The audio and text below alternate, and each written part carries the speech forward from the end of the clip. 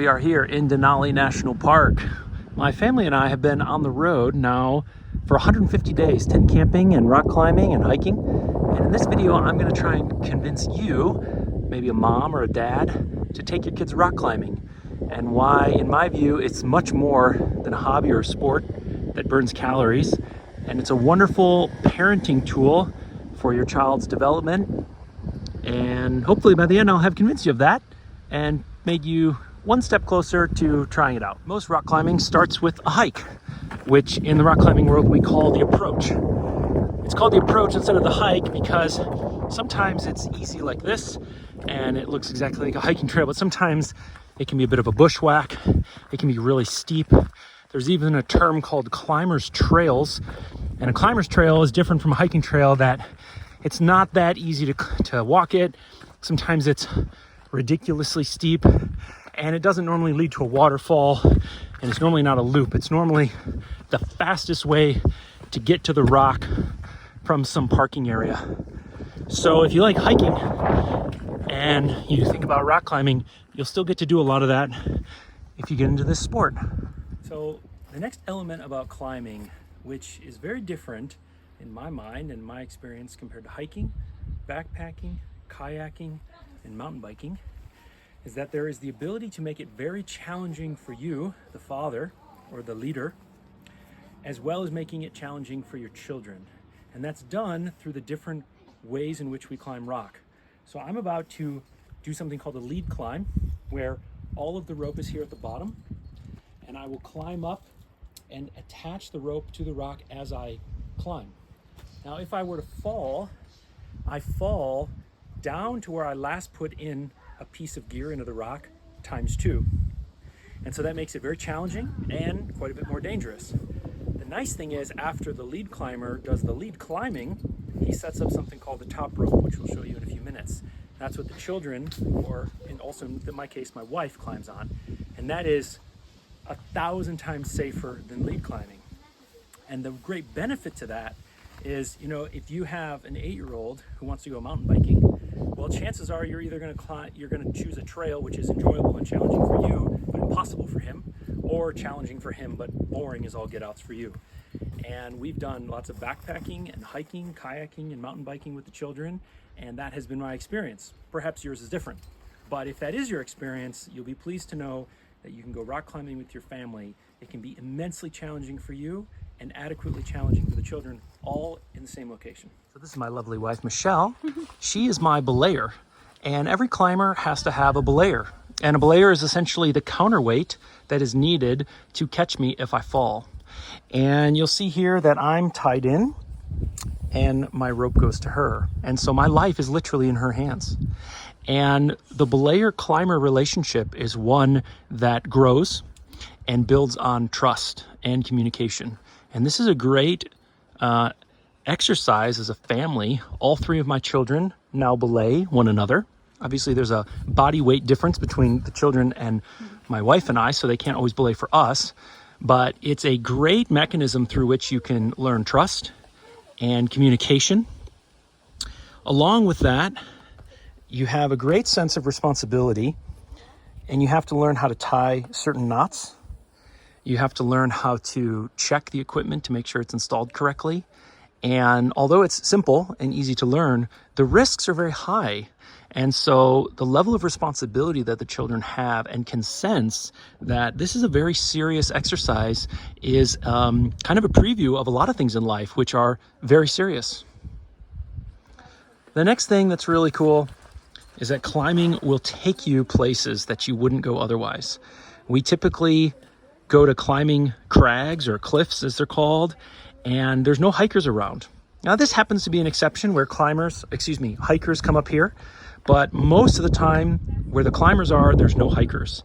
And so you get to see a different slice of the landscape that you might already have enjoyed as a hiker.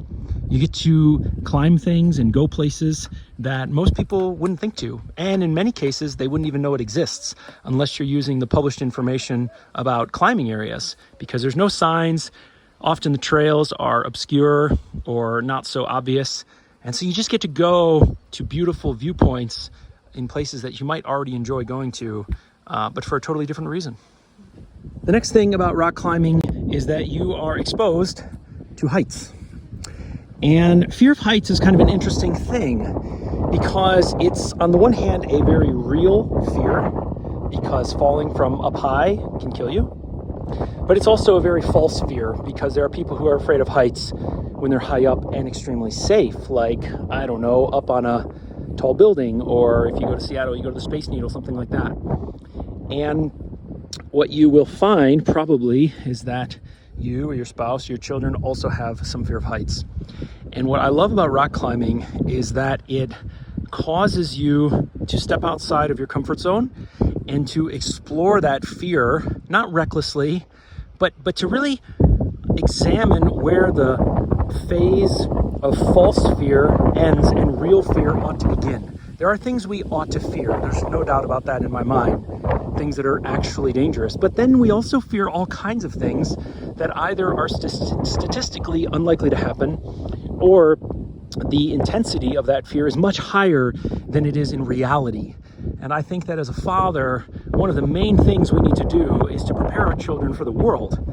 And preparing children for the world, in my view, means aligning their real fears with things that ought to be feared and realigning their false fears in a different direction. So by the time my children are grown and gone, I want them to really be afraid of the things that we ought to be afraid of and to not be concerned about the things that aren't. And so exposure, the feeling of, not having anything to grab onto or not having anywhere to sit, kind of hanging out there in the middle of nowhere, is this incredible emotion that can be psychologically harnessed and controlled and disciplined. And as you do that, you really learn a lot about yourself, and you really have the feeling of you are mastering your own body. You are disciplining yourself to not be emotionally overrun with feelings. And I think that's a useful thing for any child and probably any adult. So the next thing that's really wonderful about climbing is all of the skills that the children will learn. In this case, Peter is tying a figure 8 follow through into his harness. That's the way that we keep each other safe while we're climbing. He's learned clove hitch, many other knots that are needed. And what's really nice is it's not a steep learning curve. You don't need to learn 1,000 things before you get started. At least the children don't. So it's very progressive. You can start with top roping, then you can go to lead climbing, then you can start lead climbing on traditional gear like cams and nuts like I just did. And then you can get into multi-pitching. And so it's just very progressive. You can just take 10,000 baby steps. Whereas, I don't know if it's a fair comparison, but, in kayaking, for example, I feel like at some point you're just out in the water and you kind of hope for the best. It's harder to take those baby steps, was my experience with whitewater kayaking. And so as the kids learn knots and skills, they also learn the advantages to those knots, disadvantages. They learn about friction. They learn about physics. They learn about braking strength. There's so many opportunities to add and teach as you climb together. All right, buddy. You want to come check me? Climbers coming. Are there more climbers coming? Maybe? All right, you want to come check me? So we do safety checks. So basically I check Peter that he went through his upper and lower loop on his harness, that he has a nicely dressed figure 8, follow through with enough tail, and he checks me to make sure that I've set up my belay device correctly. Looks good. All right, you ready to climb? All right, so this is an example of top roping where I did a lead climb up, and now I have a rope, and that rope goes from me and my body weight up, and then there's a pivot point up there called an anchor, and it comes down to my son. Now, the beauty of top rope is every time he takes a step, I pull and I remove the slack. And what that means is if he were to quote unquote fall or let go, he only falls a couple inches. So the beauty of top rope is that the climber is extraordinarily safe. They can't fall anything more than 2 or 3 inches. And what's beautiful about that is at the ground, I, as the father, can essentially guarantee their safety. So I can say, reach high or go for that hold, see what happens. I have you tight, you'll be safe. And if they fall, then they really don't fall. And if you compare that to, let's say, mountain biking, if you're at the top of a hill and your child's scared, or if you're kayaking and you're at the top of a rapid and your children are scared, you really can't guarantee their safety. And in fact, if they do go off trail and hit a tree, or if they do flip and get caught in a rapid, there's actually not a lot you can do as a parent, at least not immediately, to mitigate that. So climbing, even though it has this sense of extreme danger, actually more kids drown than anything else in terms of outdoor recreation, but it's actually extraordinarily safe. And so it becomes this tool for the parent to challenge the children psychologically, to say, I know you're afraid, I know it feels too far, but I want you to reach, I want you to try. So that's really extraordinary. In fact, I think it's the most extraordinary piece of rock climbing when it comes to being a parent and climbing with your kids. My youngest son coined the phrase, I'm feeling very accomplished. And that's one of the things that we see in rock climbing. When the kids reach the top, especially if it's been a bit of a battle, they really feel accomplished. And again, I'm not trying to disparage any of the other outdoor sports by any means, nor does it have to be a competition. But I think lots of dads think about getting bicycles, lots of dads think about getting kayaks, but getting into rock climbing feels a little more intimidating. And I understand there's a greater sense of risk for some. I don't know that it's statistically accurate, especially when you think of how dangerous rivers are when it comes to kayaking, but there's a real sense of accomplishment that our children have sensed with climbing that I can't say I've ever heard them say about biking or kayaking. All right, buddy, come on down. So Peter's being lowered, but we're gonna go ahead and simulate what it's like when he were to fall. So he's basically gonna pretend to be climbing again, and then he's basically gonna let go as if he were to slip and fall. And you're gonna see how he really doesn't go anywhere. So go ahead, Peter.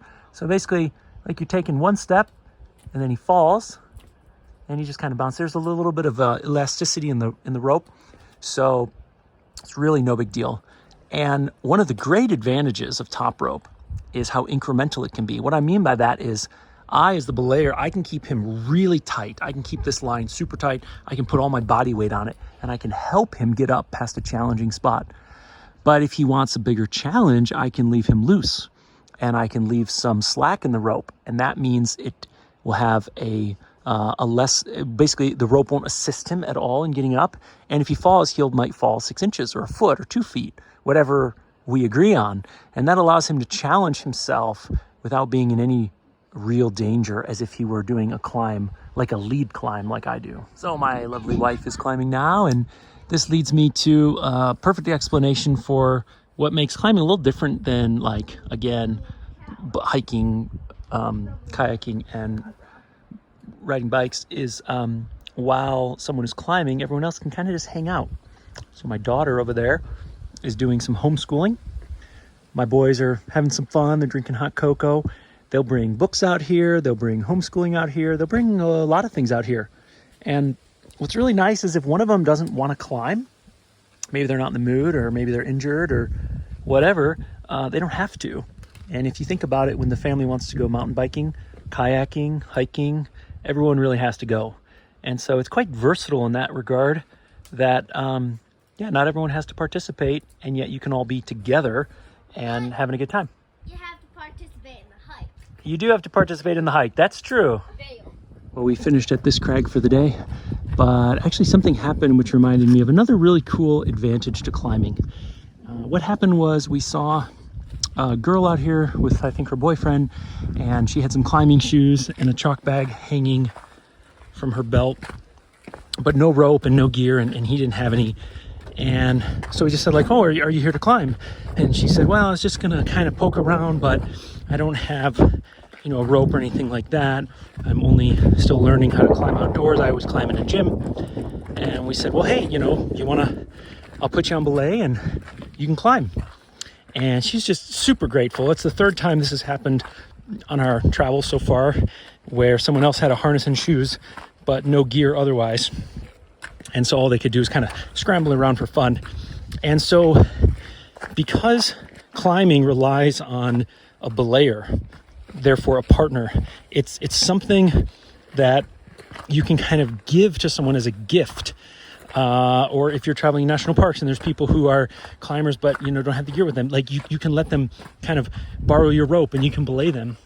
And it's this type of service that you can give to someone that I think doesn't really exist in kayaking and mountain biking and hiking and backpacking. Like you can't, let someone borrow your bike for, a few moments or whatever while you're at the trails. And just to repeat myself, I'm not against those other sports. I'm just trying to make comparison.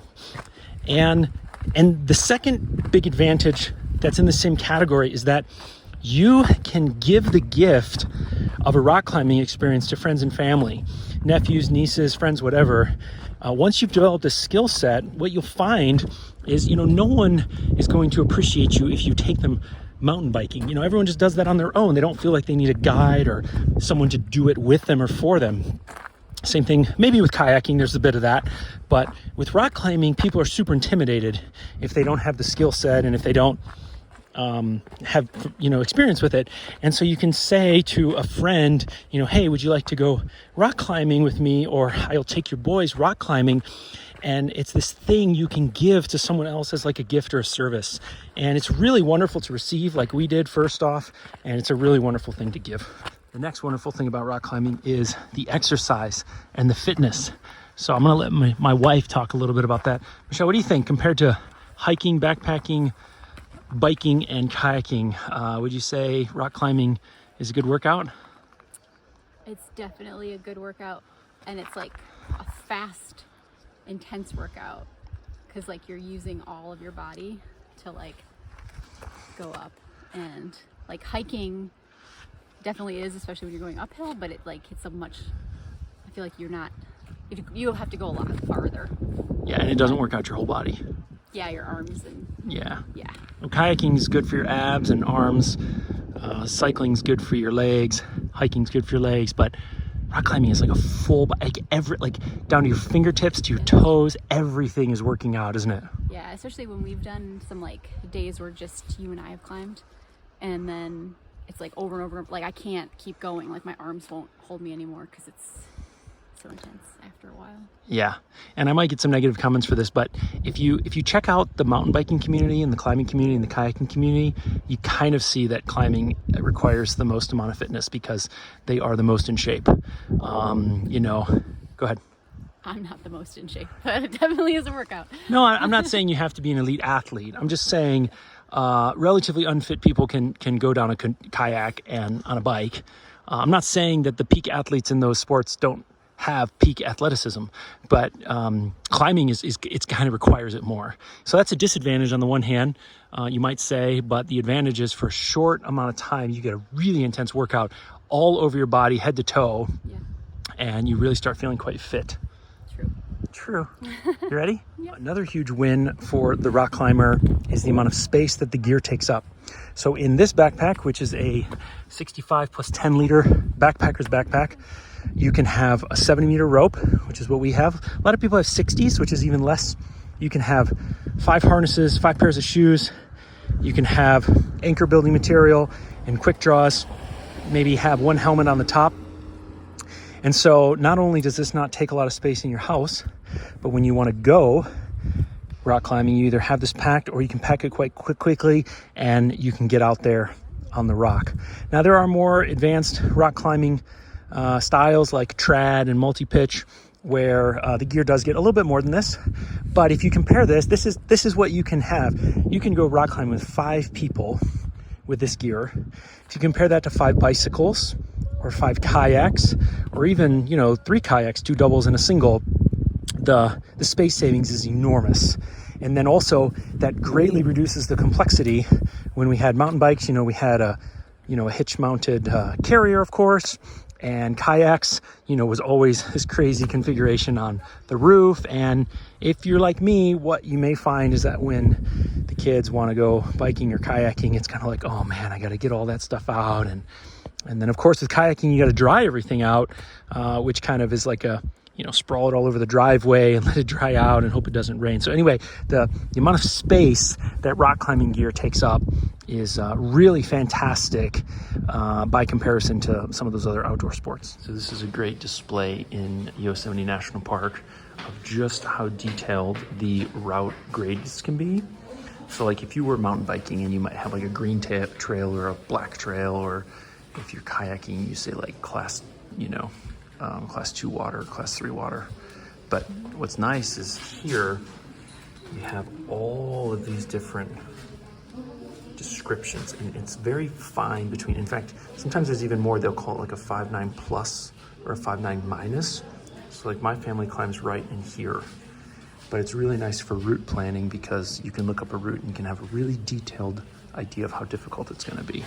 I feel like that doesn't exist so much in the kayaking or hiking or biking world, where it's really quite finely tuned. Interesting statistics about how dangerous climbing is. So 70% of search and rescues are for climbers. Only 10% for, hikers. But 10% for climbers. So people think climbing is dangerous, but really in most parks the water claims as many lives, if not more, than the climbers. Yeah, since Yosemite is kind of the global center of climbing, it's a good place to consider the statistics. Hiking. So don't hike, folks. It's too dangerous. So in this last section, I just want to give you an idea of the costs and give you an idea of what you're going to be looking at to get started with climbing. What I'm about to show you is not a recommended list of what you should buy first. I decided I don't want to try and design the best starter kit for everyone. I'll probably get a lot of criticism if I try and do that because I'm not an expert and I've only been climbing for a few years. What I really just want to show you is the scope, and I'll give you a few hints as to where I would get these things. I wouldn't get them from REI, and I'll tell you what I did, and you can decide if that's a good fit or not. What you can see, though, I have here in my cart climbing equipment, which is needed for a family of 5. It would cost $1,500 plus, the 10% discount from REI. So let me just walk you through what that is. So basically, everyone in your family will need a pair of climbing shoes. I would not buy new climbing shoes. I would buy used climbing shoes, and that's mostly what we've done, especially for beginners, because when you're learning the technique of climbing, you will damage shoes prematurely by dragging your toe and things like that.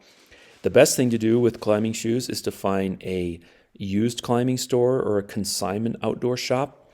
I know there's one in Chattanooga, which is fantastic. There's one in Salt Lake City. If you look for, outdoor consignment shops, you can find these types of things. You can also risk it on eBay. I've done that, where you pick your shoe size and you order a pair of $40 shoes on eBay. It's obviously a little bit harder. You can't try them on, but this is the cost if you were to buy, brand new. Then you're going to need 5 harnesses, although you could get by with 2, depending on your family size and depending on, you really only need 2 harnesses for climbing, one for the belayer, one for the climber, and you could share if, you and your wife were similar sizes, or if you had teenage boys and you could share harnesses. But if you did want to get everyone their own harness, this is something I would buy new, not used, but they can cost as little as, $54. You obviously need a rope, and one rope, a 70 meter is a nice choice. You could also get by with a 60 meter, but for a lot of places, 70 is nice. And anyway, $200 for a rope. And then you need a belay device. The one that I bought is called a Grigri. It's pretty much the industry standard now, and you'll need a locking carabiner to go along with it. And then you'll need some materials to build anchors when you're top roping. And if you want to do sport climbing, then you'll need some quick draws. So here you'll see I have 12 quick draws in the cart. That's plenty to go sport climbing, probably for the rest of your life in most places. If you didn't want to sport climb and you only wanted to top rope, then you don't need 12. You don't even really need 6. You can come up with your own way to build anchors with slings and locking carabiners, or you can use 2 quick draws opposite and opposed, and that will save you $100. And then a helmet. So I'm not going to try and help you decide what level of safety you need. Maybe you want to wear knee pads and elbow pads. My family and I generally do not wear helmets when we are top roping. It's a personal decision. You may or may not agree with that. But whoever lead climbs wears a helmet. So we actually have 5 helmets for our family now because we all lead climb. But one helmet will get you by because you'll only have one climber in the beginning. Or maybe no helmet will get you by if you're just top roping. Now, I picked all these things out from REI because the place that I would buy all my climbing equipment from doesn't have shoes. I would buy my climbing equipment from this place, hownotto.com. He also has a really great YouTube channel with a lot of information. So Ryan Jenks has become really kind of almost an industry leader for combining equipment and techniques and educational information. And this is where I would buy mine from. It will end up being a good bit cheaper than REI, but without the return policy and all of that. So anyway, the purpose of this video, as you probably know, was to try and convince you that rock climbing is a wonderful activity for you and your family. And so I've tried to cover kind of the whole scope of costs and size and complexity. The last thing that I will say, and it's basically the biggest negative to this, is that you really need someone to show you the ropes. Unlike going for a bike ride or a hike, or maybe even a paddle, you really do need someone to take you outdoors and show you around and help you understand the key critical characteristics of anchor building and safety so that you don't get yourself or your family hurt. And I was very blessed to have a mentor in Chattanooga who used to be a route developer, walk me through these processes. I'm extremely grateful for that. I don't think everyone will come across that blessing, but if you go onto Facebook and you look in your area, you will find people who are willing to, for free or for a cost, take you out and show you the ropes.